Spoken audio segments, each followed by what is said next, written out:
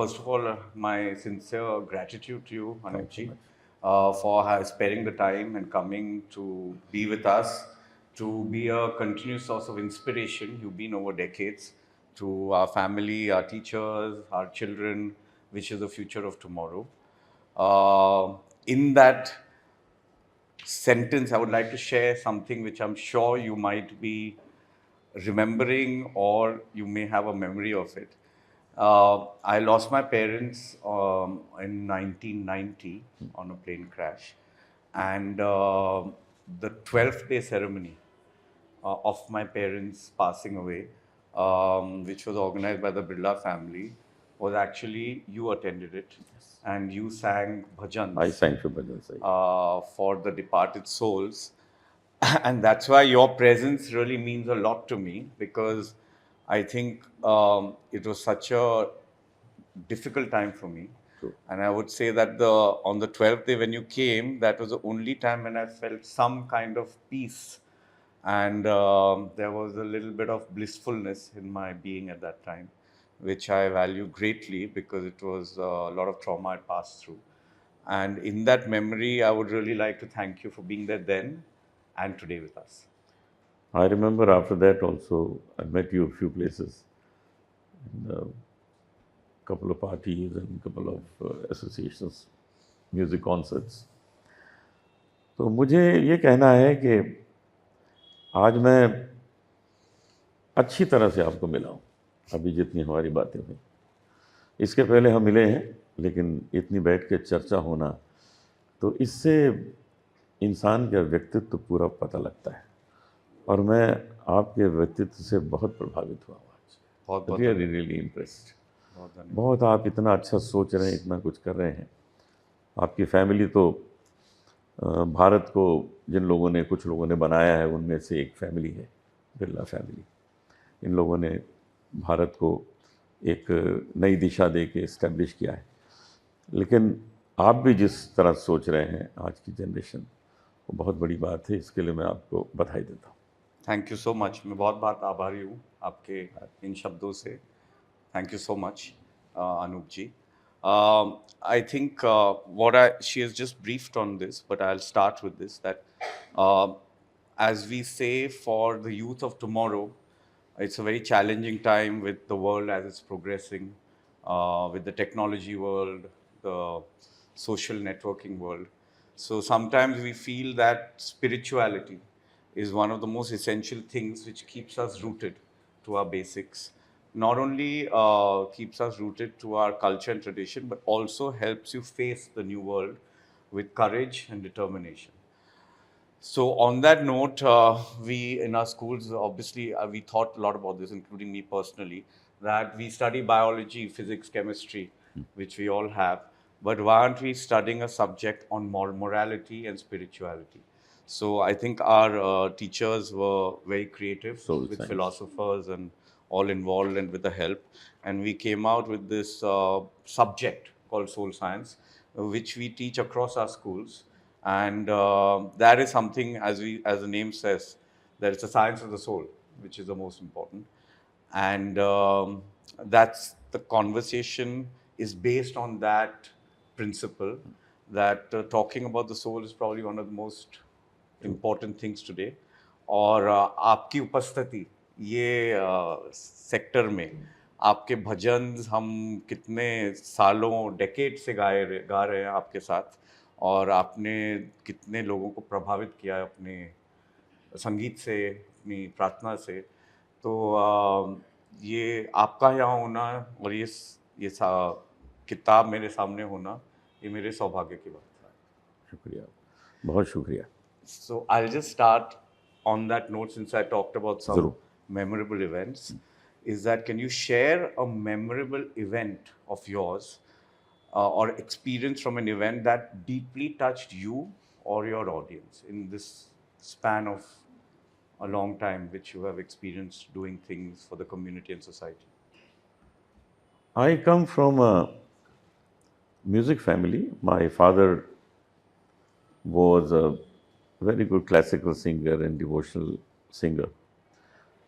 Birla family में उन्होंने बहुत कॉन्सर्ट दिए हैं, बहुत लोगों को संगीत भी सिखाया है परिवार में। मेरी माँ बहुत अच्छी एक कथक डांसर थी। शादी उन्होंने की तो फिर डांस बंद कर दिया था और कहा कि मैं बच्चों को बड़ा करूँगी। तो मुझे अभी भी याद है कि शायद 10-11 साल की उम्र थी, मैं लखनऊ में रहता था अपने पेरेंट्स के साथ।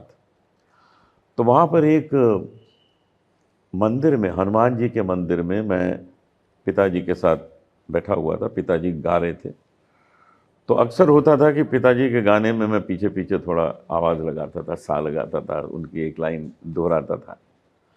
तो वो हनुमान जी के मंदिर में पिताजी ने देखा पीछे कि मैं नहीं गा रहा हूँ, तो 2-3 बार देखा, तो मैं सिर्फ रो रहा था, खूब आंसू निकल रहे, मैं रो रहा हूँ। तो पिताजी ने देखा क्यों रो रहा है ये। उन्होंने 1-1.5 घंटा कॉन्सर्ट किया, मैं रो रहा था पीछे।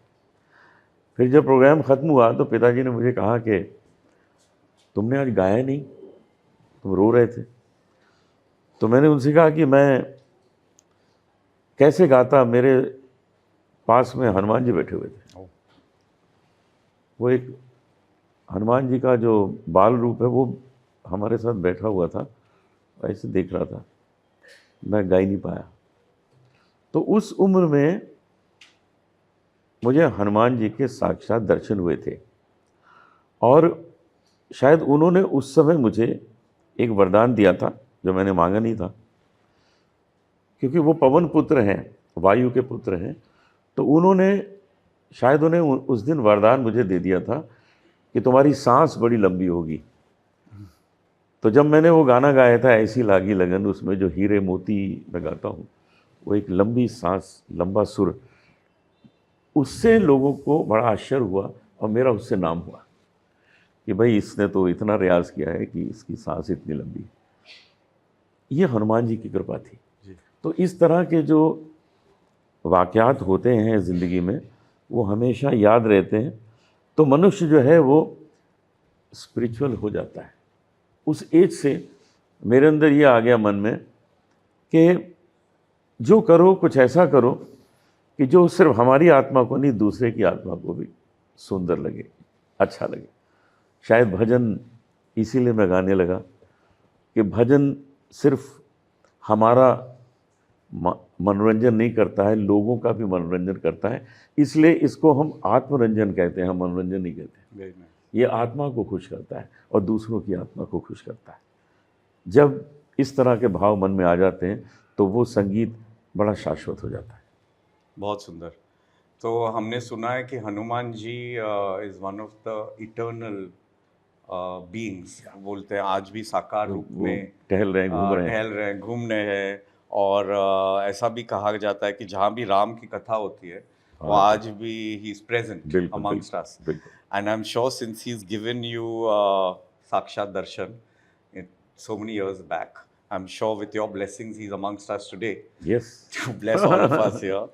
And it's faith, of course, all these things are faith, and we have to have the ability and the intuition to get that blessing from the divine. तो अनूप जी, ये इतने सालों पहले आपने जो आभास किया एकदम हृदय से हनुमान जी का और मंदिर का, जो आपने यू डिस्क्राइब्ड इट, तब से अब तक आप इतने सालों से भजन कीर्तन साधना से गा रहे हैं, उस टाइम से अब तक आपकी विचारधारा, how has it evolved, how has it changed, how has it progressed from then to now, what would you say it is today compared to then? इतने सालों में, now I am 71 years old, तो मुझे याद है कि जब आप लगते नहीं है 70। ईश्वर कृपा, तो इतने सालों में मैंने एक चीज़ जानी है कि हमें अपनी तरफ से पुरुषार्थ, अच्छा काम, कर्मठ तरीके से करते रहना है, लेकिन उसका फल क्या होगा ये हम लोग को नहीं मालूम है। इसका फल ईश्वर ही देता है। वो फल कुछ अपनी तरफ से सोच के देता है। मैंने जो अभी तक रिकॉर्डिंग्स किए हैं, जो कॉन्सर्ट्स किए हैं, जो कुछ सेशन इस तरह के किए हैं, उसका जो रिज़ल्ट है वो हमको पता भी नहीं होता है कि क्या होगा। वो अपने बियॉन्ड हमारे इमेजिनेशन होता है, कुछ और ही होता है। मैं आपको बताऊं कि मेरा जो नाम हुआ संगीत में, वो ऐसी लागी लगन मीरा हो गई मगन भजन से हुआ। वो भजन मैंने किसी म्यूजिक कंपनी के लिए रिकॉर्ड किया ही नहीं था। देखिए कमाल की बात कि 1979 में मैं एक कॉन्सर्ट कर रहा था जुहू में, हरे कृष्णा मंदिर में। 2-2.5 घंटे मैंने गाया। उस वक्त लोग मुझे नहीं जानते थे ज़्यादा। मैं घर आ गया। 1 महीने बाद मुझे फ़ोन आया मंदिर से कि आपने जो गाया था वो हमने रिकॉर्ड किया है, हम चाहते हैं कि इसको पॉलीडोर म्यूज़िक कंपनी को दे दें। तो मैंने कहा पहले मुझे सुनने तो दो, आप लोगों ने क्या रिकॉर्ड किया। मुझे पता ही नहीं था कि रिकॉर्ड भी हुआ है। तो लाइव कॉन्सर्ट किया था। मैंने सुना और मैंने कहा कि देखो अच्छा लग रहा है, लेकिन इसमें एक मंजीरे की कमी है, मंजीरा बजना चाहिए, वो डबिंग कर दो। तो एक मंजीरे वाले थे चंद्रू आत्मा, उनको बुलाया, उन्होंने मंजीरा उसमें बजाया। फिर मैंने सुना तो मैंने कहा अच्छा लग रहा है। तो पॉलीडोर म्यूज़िक कंपनी के लोग मेरे पास आए, उन्होंने कहा कि अब तो हमें और भी अच्छा लग रहा है मंजीरे के साथ, अब हम इसका डबल एलपी बनाएंगे, डबल एल्बम। अरे मैंने कहा यार मुझे कोई जानता नहीं, सिंगल एल्बम बेचना मुश्किल होगा, तुम लोग डबल बनाओगे? कहते हैं हम तो डबल बनाएंगे। उन्होंने डबल एलपी उसका रिलीज़ किया। रिलीज़ के 1 महीने के अंदर तक, 1 महीने बाद कह लीजिए, मेरा सारी दुनिया में नाम हो गया था। हर घर में बज रहा था ऐसी लागी लगन, मैया मोरी मैनी माखन खायो, जग में सुंदर है दो नाम, रंग दे चुनरिया, इतना तो करना स्वामी। ये सब गाने उसमें थे।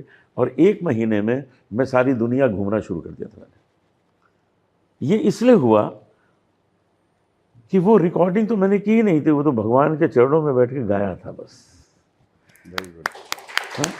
लेकिन वो कुछ और प्लान कर रहे थे, भगवान कुछ और प्लान कर रहे थे कि इसने जो गाया है ये यहाँ तक सीमित न रहे, ये दुनिया में हर जगह पहुँचे। और वो हर जगह पहुँचा। आज भी लोग ऐसी लागी लगन सुनते हैं, आज भी लोग मैया मोरी मैं नहीं माखन खायो सुनते हैं। इस बात को 50 साल हो गए, लेकिन लोग आज भी उसको सुन रहे हैं, गा रहे हैं, आनंद ले रहे हैं। तो मुझे यही लगता है कि हम जो कुछ भी करते हैं, आप प्रोग्रामिंग कर लीजिए अपनी कंप्यूटर पे जो करनी है, सेंड बटन जो है वो उसके पास है, वो दबाने वाला वो है। वो जिस दिन दबाएगा आपकी प्रोग्रामिंग सही हो जाएगी। तो आपने जो कहा Anoop ji, I think it's directly from the Bhagavad Gita, which the सारांश of the Gita is always do your duty, do your karmas, and the result of those karmas and your duty, leave it up to the divine, and it'll all be with him then after that. True. तो ये आपने बहुत अच्छी तरह से सारांश समझा, and that has been demonstrated through your career, through what you just kind of described, which is absolutely amazing and wonderful.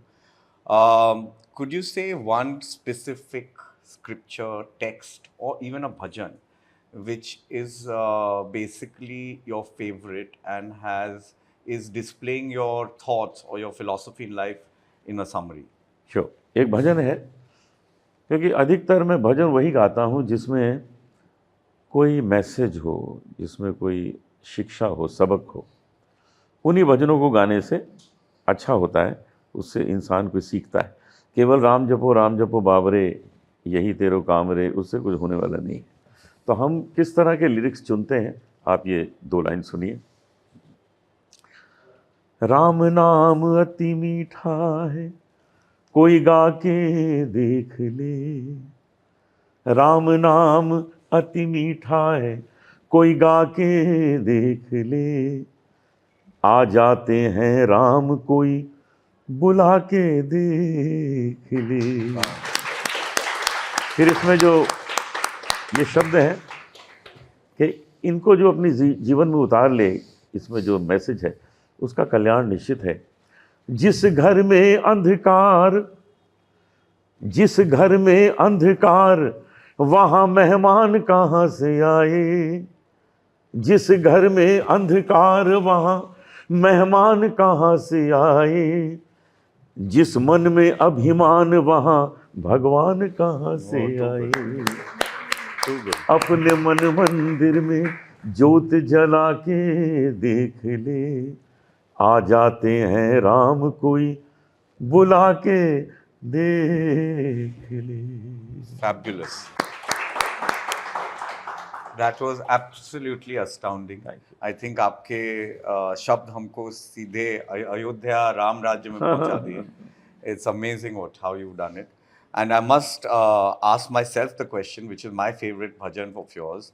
And you mentioned a line of it when we were talking, is इतना तो करना स्वामी प्राण तन से निकले, गोविंद नाम लेकर प्राण तन से निकले. That is such a beautiful song that when we imagine something like death, which a lot of people may fear and it may appear dark, it is such a beautiful concept that the life is eternal. And when we pass on, may it be at the feet of course, whoever your favorite deity is, in this case, Lord Krishna, may it be with his presence. And we are smiling through the whole experience of death, which is, I think, such a wonderful concept sung in those Yes. words, which tell us that everything in life, including death, is beautiful. मैं उसकी कुछ line आपको गा के सुनाता हूं। Please, thank you. इतना तो करना स्वामी जब प्राण तन से निकले, गोविंद नाम लेकर तब प्राण तन से निकले। श्री गंगा जी का तट हो, जमुना का वंशीवट हो, मेरा सांवरा निकट हो, जब प्राण तन से निकले। पीतांबरी कसी हो, छवि मन में ये बसी हो, होठों पे कुछ हंसी हो, जब प्राण तन से निकले। उस वक्त जल्दी आना, नहीं शाम भूल जाना, राधे को साथ लाना, जब प्राण तन से निकले। गोविंद नाम लेकर तब प्राण तन से निकले। राधा जी की बात हुई तो मुझे कुछ याद आ गया, मैं आपको सुनाना चाहता हूँ कि एक बार राधा जी ने कृष्ण से पूछा कि मैं तुम्हारे जीवन में कहाँ कहाँ हूँ। तो कृष्ण बोले, अरे राधा कैसी बात पूछ रही हो, तुम तो मेरे रोम रोम में हो, तुम मेरी सांसों में हो, तुम मेरी बांसुरी में हो, तुम मेरे मयूर पंखे में हो, सब जगह तो हो राधा। तो राधा जी बहुत खुश हो गई। फिर राधा जी ने पूछा, अच्छा कृष्ण ये बताओ कि मैं तुम्हारे जीवन में कहाँ नहीं हूँ। तो कृष्ण बोले, तो मेरे भाग्य में नहीं हो। लवली, बहुत सुंदर। तो जो भाग्य है वो सच तो ये है कि ईश्वर भी नहीं लिख पाया अपना, भाग्य आपको बनाना पड़ेगा, आपको उसी लिए काम करना पड़ेगा।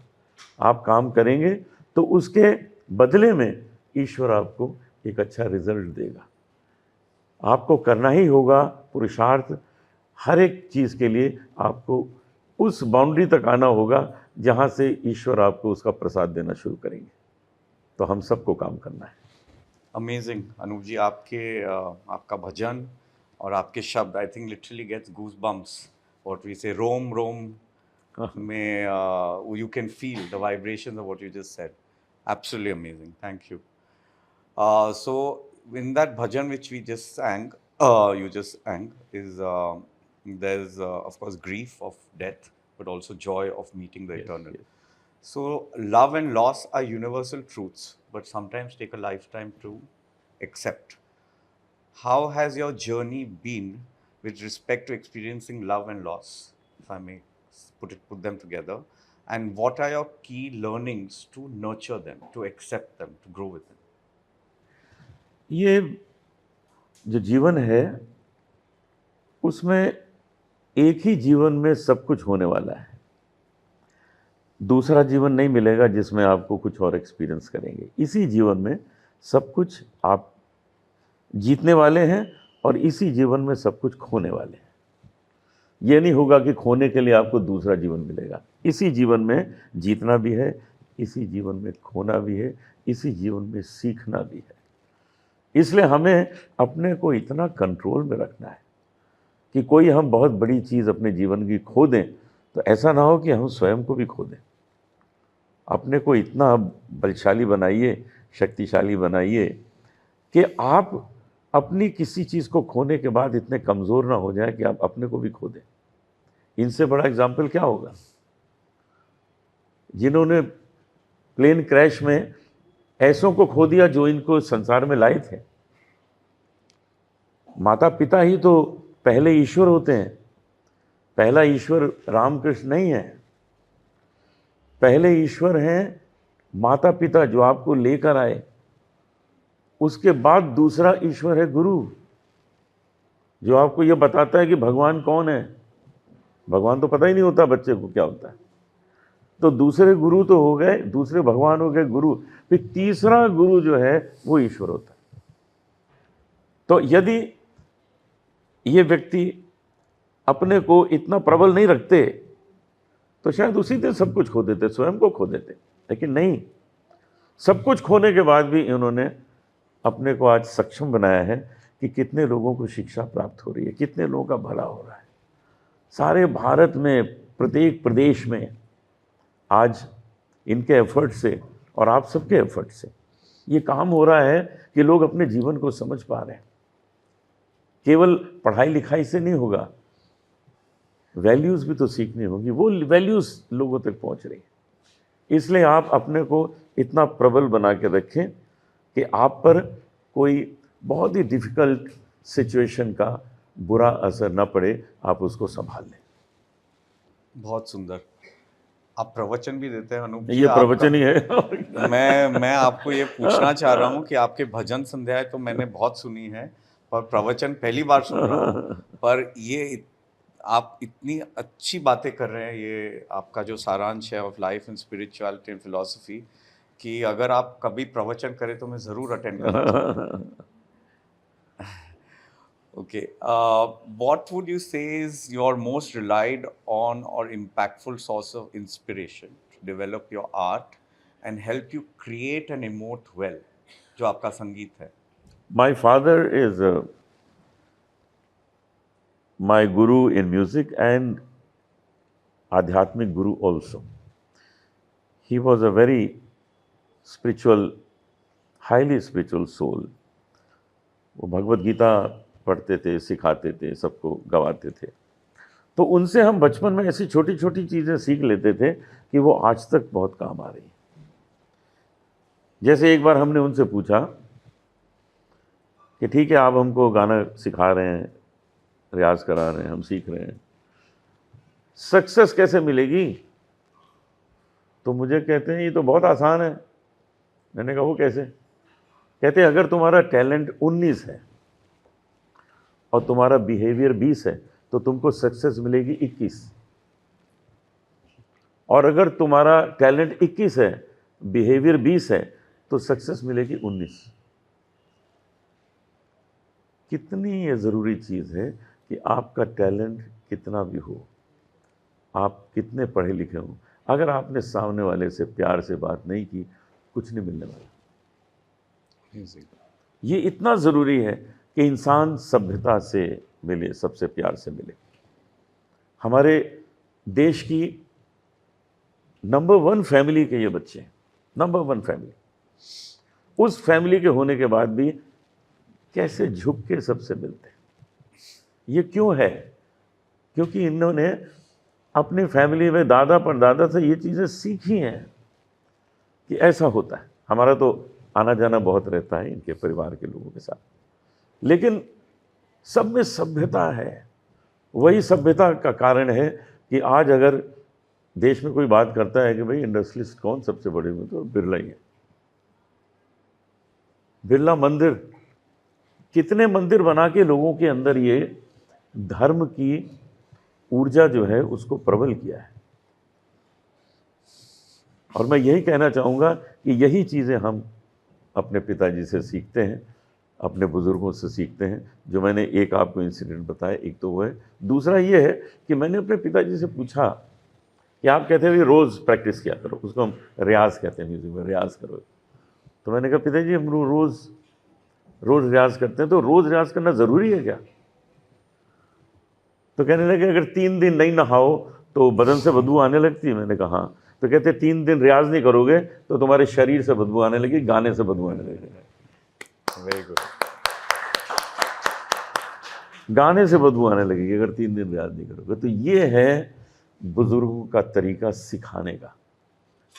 तो ये चीज़ें इतनी असर कर जाती हैं कि वो कभी मन से जाने वाली नहीं है। हमें बड़े लोगों से यही चीज़ सीखनी है जो ज़िंदगी भर अंकित हो जाए हमारे हृदय में। बहुत सुंदर। I think you spoke so beautifully and of course in your particular instance it is singing devotional song and that's what touches the soul. I think today we can say that as you give the example, नहाना रोज हम रोज नहाते हैं, नहाए नहीं तो क्या होएगा। तो उसी तरह जो भी हमारे स्पिरिचुअल प्रैक्टिसेस हों, वो पूजा हो, पाठ हो, हिम्स हो, कैरल्स हो, या मेडिटेशन हो, जी। प्राणायाम हो, बहुत लोग बोलते हैं हमको समय नहीं मिलता ये सब करने के लिए। तो ये आपका जवाब बहुत उचित और उत्तम है कि अगर हमको स्नान के लिए समय मिलता है तो उसके लिए भी ज़रूर मिलना चाहिए। बिल्कुल, बिल्कुल। क्योंकि वो जैसे हमारे शरीर की शुद्धि होती है स्नान से, आत्मा की शुद्धि होती है पूजा पाठ से। करेक्ट, करेक्ट बात। So, very well said. Anup ji, your answers are absolutely brilliant. As I told you, आपका प्रवचन मैं जरूर से, या आप प्रवचन नहीं देंगे तो एक बार मैं आपके साथ बैठ के वार्तालाप करूंगा। मेरे ओन क्वेश्चन, बहुत क्वेश्चंस हैं, and lovely lovely answers, thank you. Now we move on to section 2 of this discussion.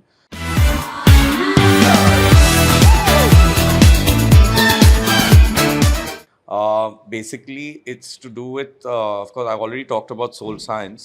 Now, we have something called soul gyan, where whatever we teach our children, I will take a particular sentence Sure. from that, and then I would love to hear your views on that sentence, and we can just have a chat on that. So,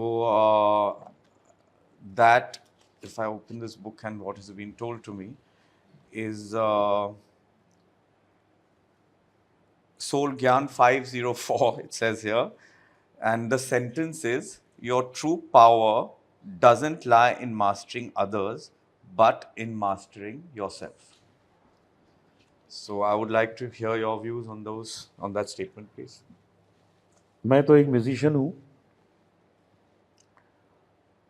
और कभी किसी दूसरे कलाकार का programme सुनता हूँ जो हमसे सीनियर है, बहुत अच्छा है, तो सुनने के बाद अप्रिशिएट तो हम करते ही हैं, घर आके मैं ज़बरदस्त रियाज करना शुरू कर देता हूँ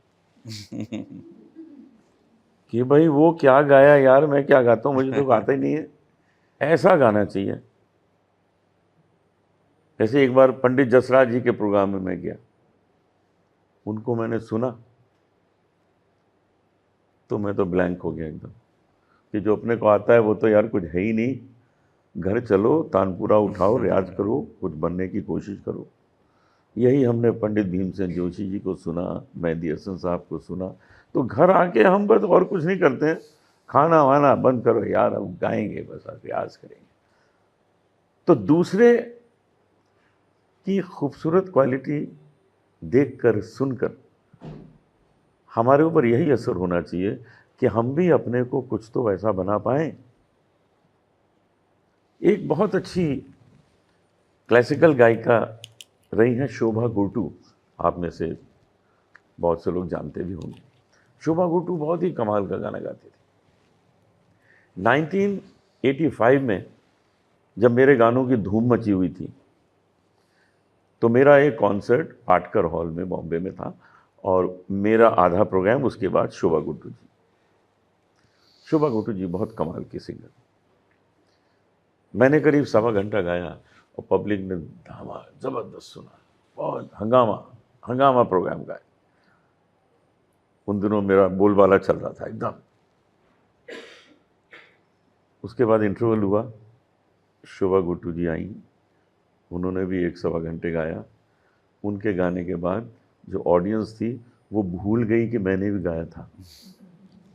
कोई मेरी तरफ देख ही नहीं रहा, मैं उधर खड़ा हूँ कोने में, कोई मेरी तरफ देख नहीं रहा, सब शोभा जी, शोभा जी, शोभा जी। ये होते हैं बड़े कलाकार के लक्षण। कि वो पुराना जो है वो सब साफ कर देते, वही रह जाते हैं। तो मैंने उस दिन शोभा जी से कहा कि शोभा जी, इसको कहते हैं गाना, जो पुराना सब भुला दे और सब लोग उसी वर्तमान में आ जाएं। ये चीज़ अगर हम अपने अंदर ले आएं कि हम इस योग्य बन जाएं कि हम अपना स्थान इतना सुंदर बनाएं कि हमने जो कुछ भी किया हो उसके सामने दूसरा फीका लगे, तो हम सफल हैं। Very well said. I would also like to add here, it's a very nice sentence which has been given. And I think in any profession or any career, including me as a businessman, I think success depends on obviously how you master yourself.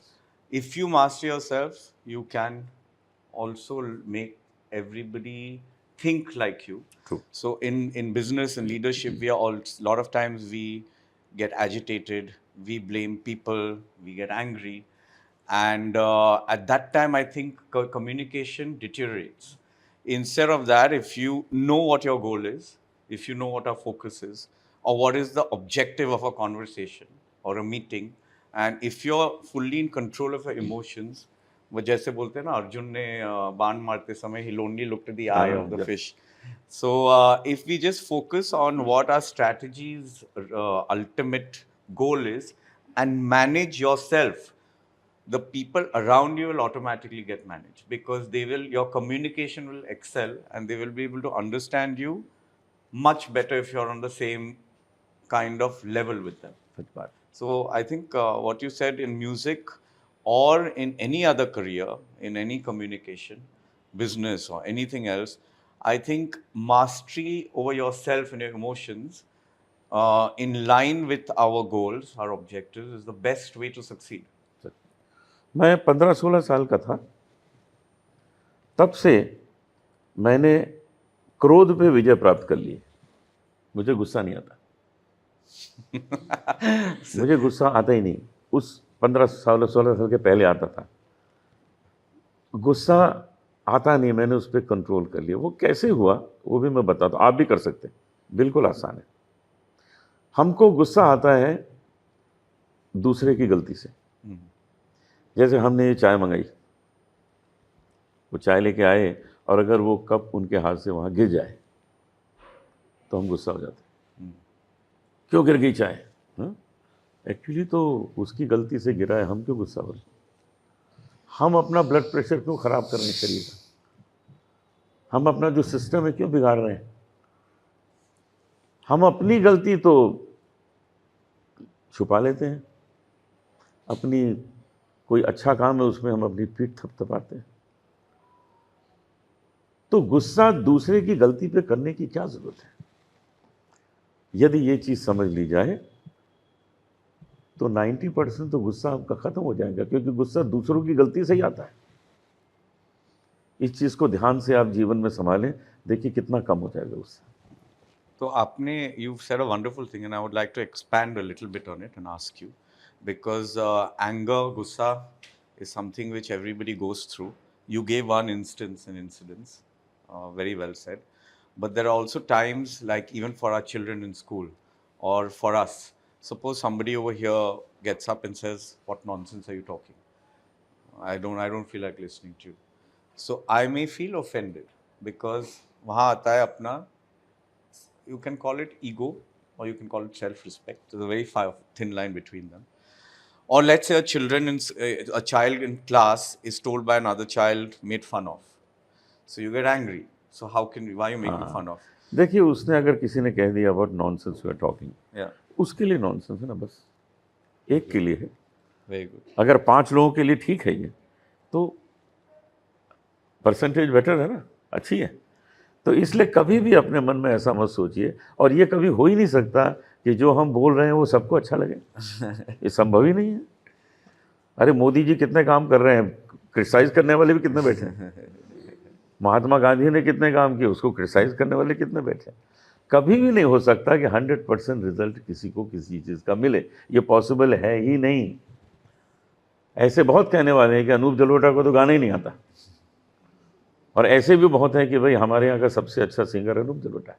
अब किसको सही मानेंगे आप? सबका अपना अपना विचार है और विचार की स्वतंत्रता सबको ईश्वर ने दी है। आप अपना विचार रखिए। अगर आप विचार अपना नहीं रखेंगे तो आप एक अलग व्यक्तित्व हैं ही नहीं। आपने पड़ोसी ने जो कहा वो आपने कह दिया। तो अपना विचार ज़रूर रखिए।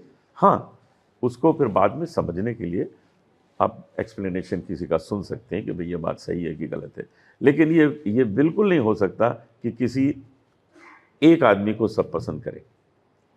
एक चीज़ और बड़ी अच्छी ध्यान में आई मेरे, कि हमें एक साधारण रूप से जीवन में रहना चाहिए, चाहे हमने जो कुछ भी अर्जित किया हो।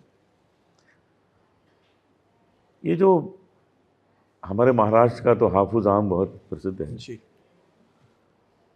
आम कितनी खूबसूरत चीज़ है, कितनी बढ़िया मिठास है, तरह तरह के आम हैं। उत्तर प्रदेश में कोई आम है, बिहार में कोई है, कहीं लंगड़ा है, कहीं दशहरी है, कहीं चौसा है, फैंजो है। सारी खूबियाँ आम में हैं, विटामिन भी हैं, सारी खूबियाँ। लेकिन उसने अपना नाम क्या रखा है? आम। आम मतलब common man, Amazing. Common fruit. वो राजा है अपने फलों का। राजा होने के बाद उसने नाम रखा है आम।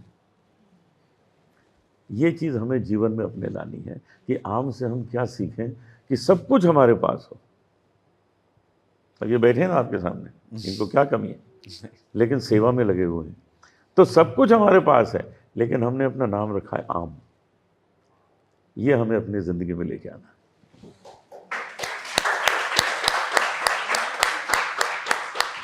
Hardik Tali. Aapka, your words are so blissful and divine, I must say, and so empowered with knowledge. I think everybody here will go home learning a lot of new things today. Thank you again. We now come to section 3 of our interaction.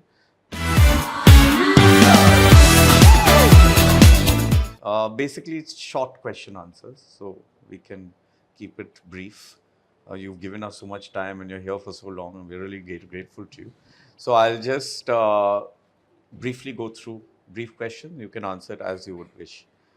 So, what mantra or affirmation do you find the most empowering in your life? So that could be anything.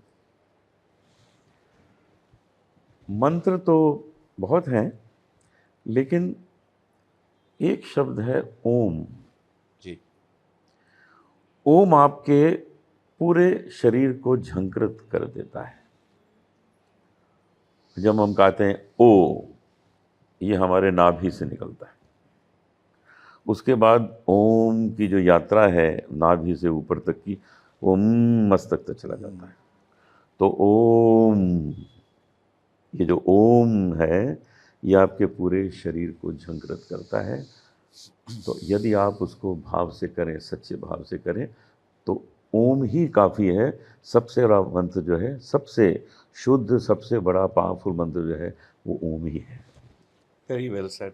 And I think what has recently been understood by most people that Om doesn't belong to any religion. किसी का It's a universal sound, yeah. and a lot of people believe it's the first sound of creation. Yes. The whole creation we call the Big Bang, whatever we may call it in science. The first sound which was heard was Om. So when you reach back the source of the original sound, that's when you feel the original vibration. And you've said the right word, Om. Om. Beautiful. Who would be a spiritual figure that has inspired you? I mean, you yourself are inspirational. You're inspiring all of us. But who would be that spiritual figure who has inspired you a lot in your life?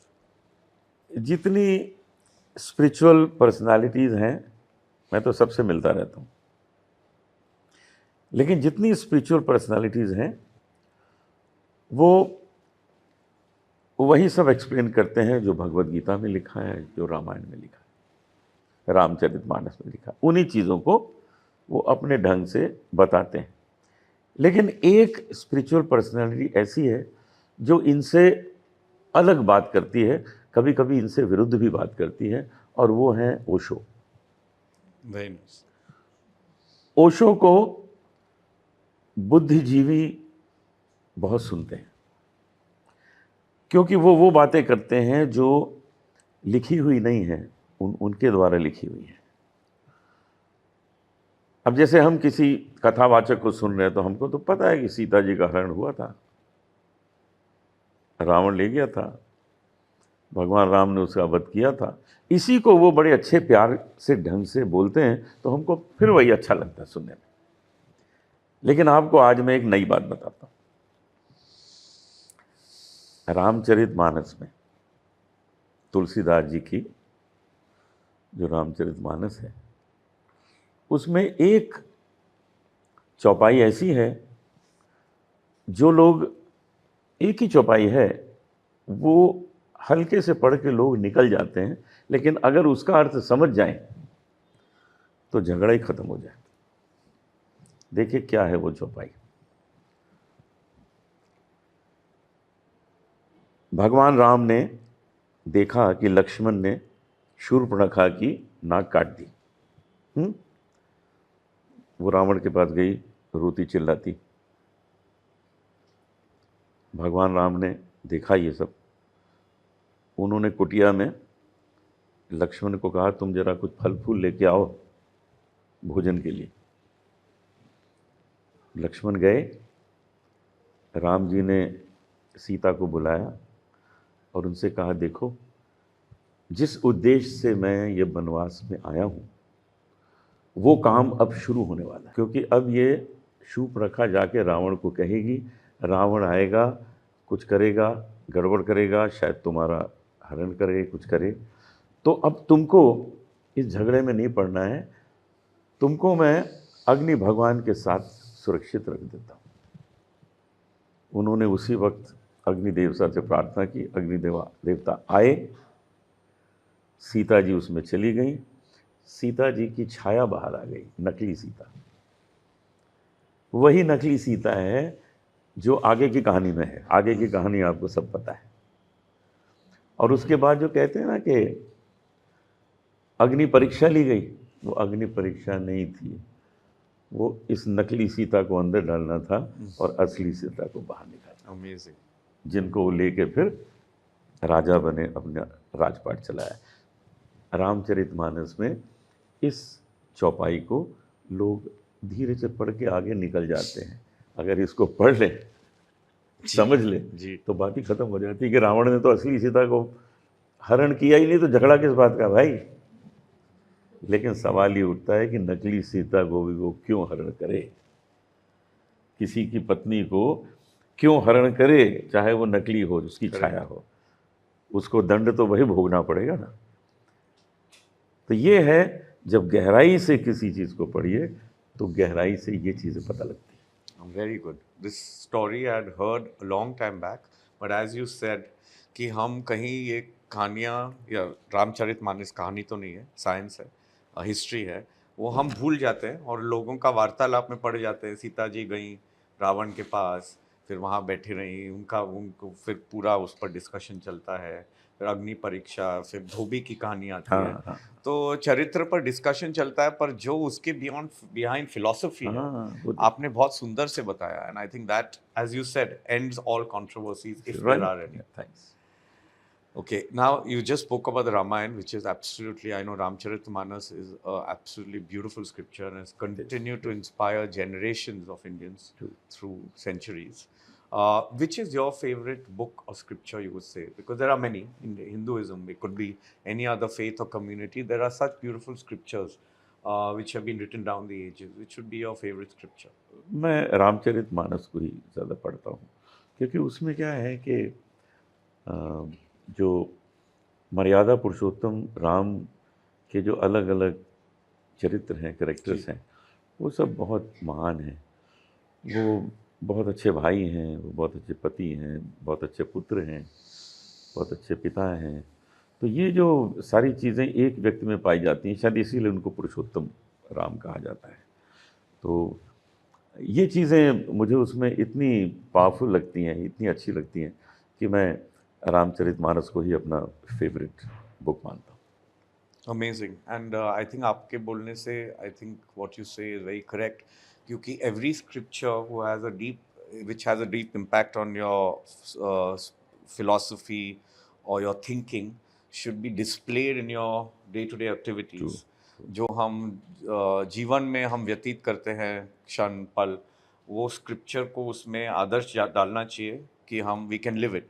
And as you said that Raja Ram, lord Ram, Ram भगवान, his life is displaying so many characteristics which if everybody follows those maryadas, those adarshas, I think life could be divine on this earth Such itself.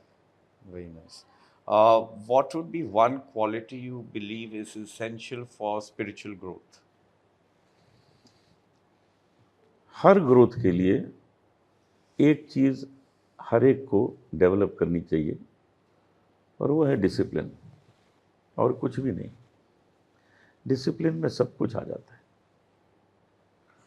Discipline में सब आ जाता है कि आप अपने काम को किस तरह से निभाएं, आप माता पिता से कैसे मिलें, आप अपने काम के प्रति कितने वफादार हों, आप लोगों के साथ जो काम कर रहे हैं उनके प्रति आपका क्या व्यवहार, ये सब कुछ जो है डिसिप्लिन में आ जाता है. ये एक वर्ड की वर्ड है सक्सेस का. किसी भी क्षेत्र में, आप म्यूजिशियन हैं, डॉक्टर हैं, इंजीनियर हैं, किसी बड़े कॉरपोरेट में हैं, कहीं भी हैं, अगर डिसिप्लिन है तो मुझे नहीं लगता कि किसी भी दरवाजे पर आपको कोई रोक सकता है.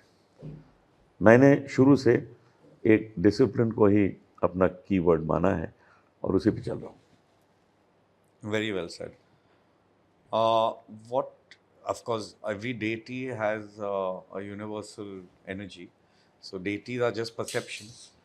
Ram, Krishna, Shiv, Jesus, all are manifestations of the divine energy. पर आप किसको पूछते हैं इन सब में? There should, because usually you connect with one particular energy. देखिए, केवल राम को पूजने से नहीं होगा. जी. मैं राम और कृष्ण दोनों को पूजता हूँ. उसका कारण ये कि एक म्यूजिशियन सिंगर होने की वजह से केवल राम पे नहीं गाया जा सकता, क्योंकि राम हमें इजाज़त नहीं देते कि हम उनको चोर कहें. राम हमें परमिशन नहीं देते कि हम उनके साथ डांस करें, उनके साथ रास लीला खेलें. राम परमिशन नहीं देते, क्योंकि राम मर्यादा पुरुष है. उनके सामने तो आपको हाथ जोड़ के खड़े रहना पड़ेगा. बहुत अच्छा. लेकिन कृष्ण के साथ आप खेल सकते हैं, आप डांस कर सकते हैं, आप उनको माखन चोर कह सकते हैं, आप उनको गोदी में बैठ के खिला सकते हैं, कुछ भी कर सकते हैं आप कृष्ण के साथ. इसलिए कृष्ण हमारे लिए, हमारे संगीत के लिए बहुत ही आवश्यक सब्जेक्ट हैं. अगर वो कृष्ण ना हो तो हम इतना कुछ जो वात्सल्य और श्रृंगार और ये सब जो गाते हैं वो बात बनेगी ही नहीं. तो दोनों चाहिए. Very good. अमेजिंग.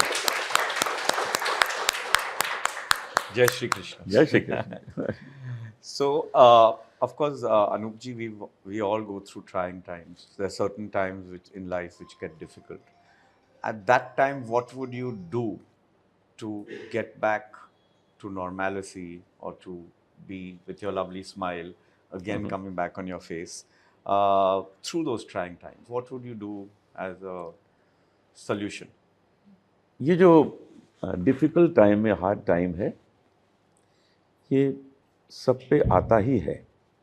मैं अगर कहूँ कि सिर्फ मुझ पे आया, आप पे नहीं आया, तो ऐसा नहीं है. आप पे भी आया है और बड़े बड़े लोगों पे आया है. कोई ऐसा नहीं है जो इससे छूट सके. उस वक्त आपको ईश्वर भक्ति बहुत शक्ति देती है. उस वक्त आप मेडिटेशन करें, उस वक्त भगवान का ध्यान करें, बहुत शक्ति मिलती है. मेडिटेशन हर एक को करना ही चाहिए. आप 5 मिनट भी बैठ जाएं सुबह, और रात को सोने से पहले भी 5 मिनट बैठ जाएं, तो आपको जो शक्ति है वो इतनी प्राप्त होगी कि अगर सारे दिन में आपको कोई भी तकलीफ़ हुई है वो आप भूल जाएंगे, वो तकलीफ़ ख़त्म हो जाएगी. इसलिए ये तो सोचिए ही नहीं कि किसी को कष्ट नहीं आएगा. बस इसके साथ ये भी है कि दिस टू विल पास. ये ध्यान में रखिए, इतना कुछ पास हो चुका है तो दिस टू विल पास, और ज़रूर हो जाएगा पास। बस आप अपनी जो शक्ति है उसको बना के रखिए, और उसके लिए meditation is the best way to retain your power back. Thank you. Very well said again. Amazing words to take home for all of us. Now, since there are children who are also going to be watching this, and probably some people who are still to encompass these spiritual practices into day to day life, what advice would you give to them to start or to take that step forward and maintain it, probably? हम जब किसी को देखते हैं कि किसी को music का शौक़ है, उसको बच्चे को म्यूज़िक सीखना है, उसको गाना है, तो मैं उसे हमेशा कहता हूँ कि देखो, क्लासिकल म्यूज़िक ज़रूर सीखो, क्योंकि ये हम लोग की फाउंडेशन है। क्लासिकल म्यूज़िक ज़रूर सीखो, लेकिन इसका ये मतलब नहीं है कि तुमको क्लासिकल सिंगर बनना है। नहीं, ऐसा नहीं है। क्लासिकल सीख के तुम रैप भी गाओ, क्लासिकल सीख के तुम गज़ल भी गाओ, भजन भी गाओ, सूफ़ी गाओ, कुछ भी गाओ, लेकिन तुम अंदर से मटेरियल बहुत अच्छे बन जाओ। देखिए, अच्छा मटेरियल अगर आप बन गए हैं अपनी फील्ड के, तो उस मटेरियल से ये नेहरू जैकेट भी बन सकती है, उससे कुर्ता भी बन सकता है, उससे शेरवानी बन सकती है, कुछ भी बना लेंगे तो वो चलेगा, क्योंकि मटेरियल अच्छा है। अगर मटेरियल ठीक नहीं है तो आप जो कुछ भी बनाएंगे 2-4 दिन में फट जाएगा। तो हमें अपने को अच्छा मटेरियल बनाना। अच्छा मटेरियल कैसे बनेगा?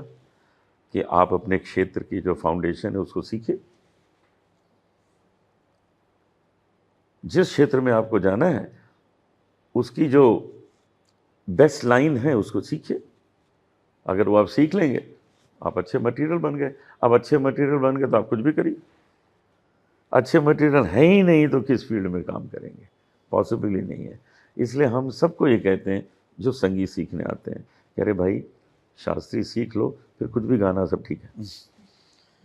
I think that's a take home for our education team, जो सब हमारे पाठशाला कक्ष के स्टूडेंट्स को सिखा रहे हैं, that classical music is important to be introduced.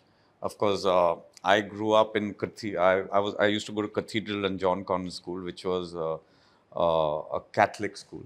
Of course, we did sing a lot of hymns every morning. It used to start with a hymn, which used to be beautiful. I really There is felt a divine singing. Classical, Western classical. Yeah, Western classicals. Yes. It was beautiful. But of course, I think our schools, we must teach classical music, which not only trains your voice for any field you might want to go to, but also develops, as Anoopji rightly said, the discipline in our pursuit of spirituality. So I think that's a take home. I think subject to further discussion, let us introduce this into our schools. Lovely. Great. We would like to have some question answers from the audience. Sure. Yeah, so I think, As partner schools also have asked. of course, okay. So, fine. I think we are, Anup ji has provided such good life lessons today to all of us. So, we take them home with us and try and live his inspiration as he has portrayed them. And of course, he's given a lot of time. He's sparing some more time. So, everybody who has any questions for his pearls of wisdom, which he's displayed so amply, please go ahead, ask them. Let's have 5 questions. Okay.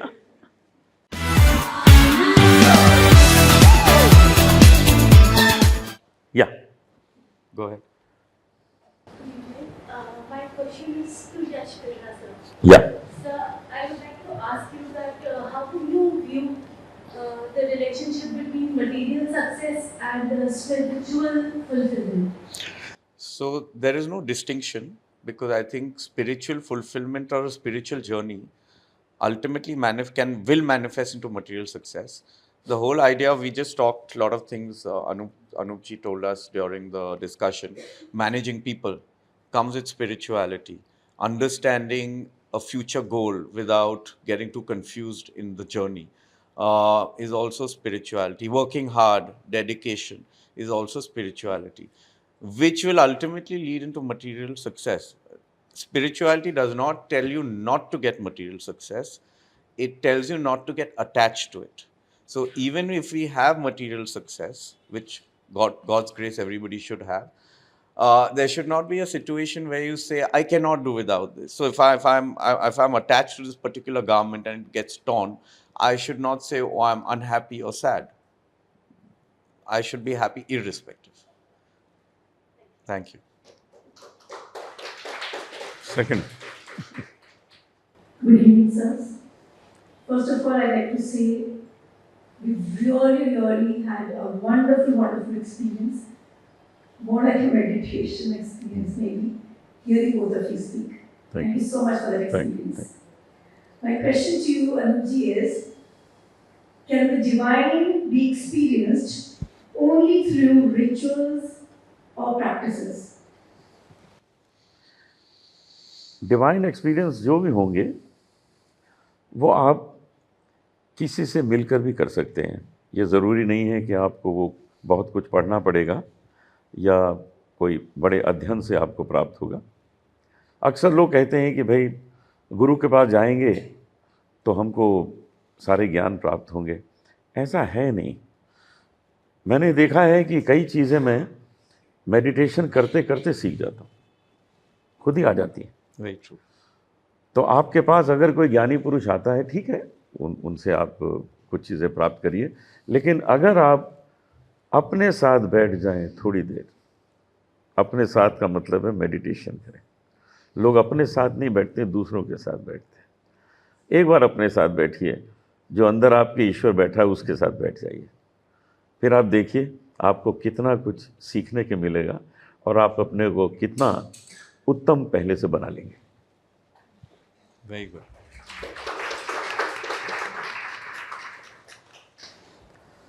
So my question is to Anupji. Anupji, could you please tell me how do you integrate mindfulness in your daily busy schedule, sir? Mindfulness, Mindfulness. ये दिन तो सच में बहुत busy होता है, इसमें कोई शक नहीं है। बहुत बहुत बहुत काम होते हैं और वो काम इसलिए होते हैं कि हम लोग ले लेते हैं। अगर नहीं लें तो काम नहीं होंगे, हम लेते हैं, लेकिन उनको किस तरह से निभाया जाए ये कितना ज़रूरी है। मैं अगर किसी को समय देता हूँ कि मैं यहाँ पे 4 बजे आ जाऊँगा, तो मेरे अंदर एक ये हिसाब शुरू हो जाता है कि वो 4 बजे इंतज़ार कर रहा है।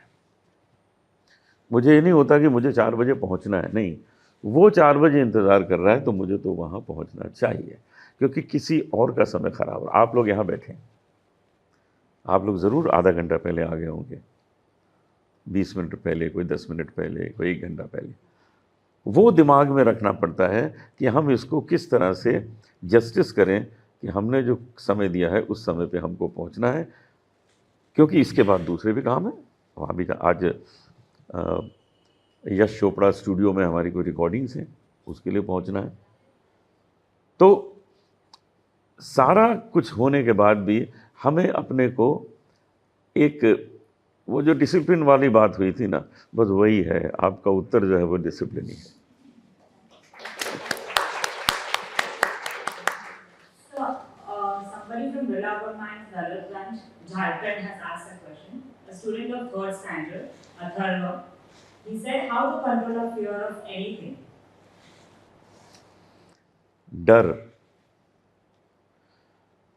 डर तब होता है जब आप अपने को समझ लें कि आप ये कार्य नहीं कर सकते हैं। जब इंसान के सामने शेर आ जाए तो उसके अंदर अगर वो शक्ति है कि नहीं मैं लड़ सकता हूँ, तो उसके अंदर डर नहीं आएगा। सामने सांप आ जाए और अंदर अगर ये मन में आ जाए कि हम इसके लिए इससे जीत नहीं सकते, तो डर आ जाएगा। कोई हमने बड़ा प्रोजेक्ट ले लिया और अंदर मन में आया शायद मैं नहीं कर सकता, तो डर आ जाएगा। ये डर अंदर आना ही नहीं चाहिए। हर वक्त हमें एक सिपाही बन के रहना है, हर वक्त हमें एक फाइटर बन के रहना है। कोई भी व्यक्ति पहले नहीं बता पाएगा कि क्या इस सिचुएशन से हम जूझ सकेंगे, लेकिन अगर आप अंदर एक विश्वास जागृत कर लें कि हम हर हाल को ठीक से समझेंगे, समझ के उससे लड़ेंगे, आपके अंदर शक्ति आ जाती है और आप उस चीज़ से लड़ सकेंगे, उससे जीत सकेंगे। इसलिए कभी भी ये समझौता ना कीजिएगा कि ये काम हम नहीं कर सकते हैं, आप ज़रूर कर सकते हैं। सर एक और क्वेश्चन का टाइम है आपके पास? हाँ हाँ। Sir, question by Reena Sinha, a teacher in one of our schools at Jharkhand. She says, tears roll down her eyes when we hear her bhajans, and the emotions we feel are very intense. How do singers control such emotions while singing such devotional songs? ये बड़े कमाल का सवाल है। मैं आपको बताऊं कि मैं जब गाता हूं तो मैं अपने इमोशंस को 49% तक रखता हूं। 49% पे मैं अपने को रोक लेता हूं, उतने से ही काम हो जाता है। उससे लोगों पे वो सम्मोहनी जादू चल जाता है, लोग पूरी तरह उससे वशीभूत हो जाते हैं और उसका असर हो जाता है। तो ये इमोशन को उसके आगे तक अगर ले गए, सपोज मैं 2-3% उसके आगे ले गया तो मैं खुद रोने लगूंगा। फिर वो जो इमोशन है वो बिगर पार्टनर बन जाएगा 51%। तो वो जो 51 का बन गया तो सिंगर तो पीछे रह गया। और हमें अपनी आवाज़ ठीक रखनी है, चोक ना हो। अगर हम रोने लगे तो आवाज़ बंद हो जाएगी, चोक हो जाएगी, हम गाएंगे कैसे? तो हमें वहाँ तक, उस बाउंड्री तक बस पहुँचते पहुँचते उसके पीछे थोड़ा रहना है कि हम गाते भी रहें, भाव भी हमारे अच्छे हों और लोगों को आनंद भी आ जाए, हमारी आवाज़ भी चोक ना हो। ये कंट्रोल करना पड़ता है। दूसरी बात बताऊं, आपने कितने ही कथावाचकों को सुना होगा जी। वो कथा देते थे तो रोने लगते हैं, क्योंकि उनको कोई प्रॉब्लम ही नहीं ना गाय गले की। जी।